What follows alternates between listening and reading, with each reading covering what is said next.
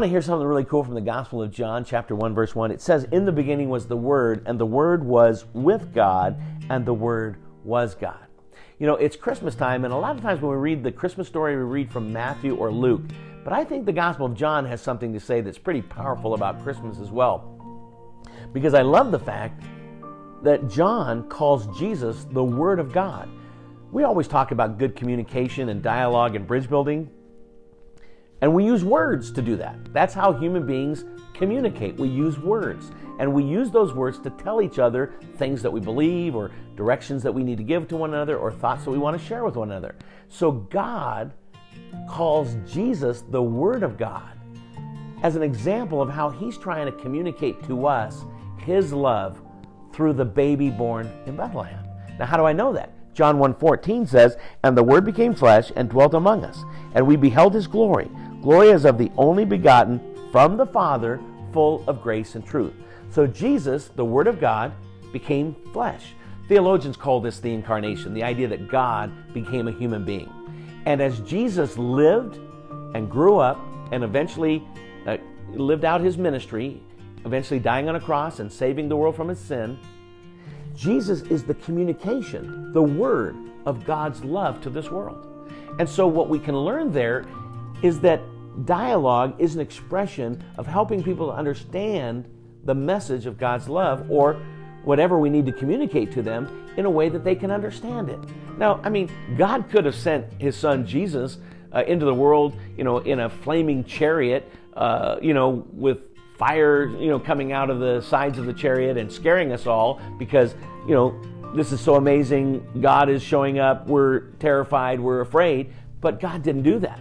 God said, how can I communicate who I am in a way that they can receive it, understand it, know that I am among them, that I am living with them to express my love to them and to endure what they endure so that I can take upon myself their sins and pay for them?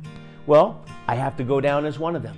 One of the great illustrations that comes to mind at a moment like this is that there's the story that is told of a father taking a little boy on a walk, and they come up to an ant hole, and there's all these ants doing their thing, and, making their little community and their little ant, piles of sand and whatnot. And the little boy, being a little boy, stomps on all the ant holes and just messes it all up, and the ants go scurrying everywhere. And the father takes a moment to try to help the boy understand what's happened. He said, "Son, what have you done? You've destroyed all their homes." And he said, "Yeah, I know." And he said, if you wanted to help those ants put their house back together, what would you do? How could you do that? And he said, "Well, I couldn't because I'm too big." And the little boy understood that he, as a little boy, was too big to help the ants. So the father said, the only way you could help the ants is if you became as small as an ant and worked with them and helped them. That's what God did at the incarnation. He became one of us so that we could see Him, understand Him, know Him, not be afraid of Him, not be scared, but to know that He loves us so much that He came and was one of us and lived life just like we have to. That's the idea of the Word of God becoming flesh and communicating to us God's love. And the implication, or the idea then, is that that is how you and I can share with other people, our people who have no faith, or people of other faiths, or people that we want to communicate the truth of the Christian message of Christmas to. We share the love of God in a simple, profound way by using words that they can understand. That's what God did by sending Jesus. That's what you and I can do when we express the meaning of Christmas or have a conversation about Jesus with somebody this time of year.